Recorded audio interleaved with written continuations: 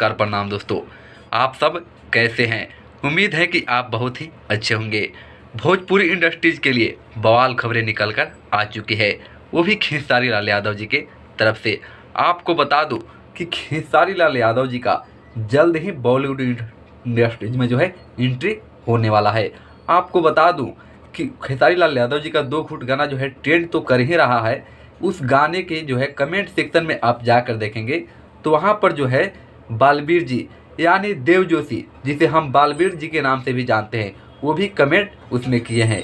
यानी भोजपुरी इंडस्ट्रीज के लिए जो है एक बवाल खबरें है, सुखद खबरें है, क्योंकि खेसारी लाल यादव जी का जो है जल्द ही बॉलीवुड में एंट्री होने वाला है। आपको बता दूं कि खेसारी लाल यादव जी का जो है साउथ फिल्में भी बनकर तैयार हो चुकी है, उसको अभी तक जो है रिलीजिंग डेट नहीं निकाली गई है, जल्द ही रिलीजिंग डेट भी निकाल दिया जाएगा।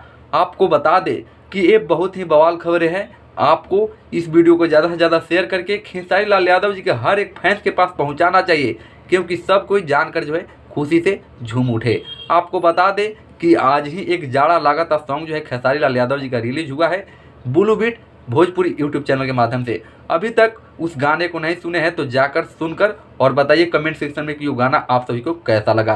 तो चलिए दोस्तों, अपने दोस्तों के पास भी इस वीडियो को जरूर शेयर करके उनको पहुंचा दें।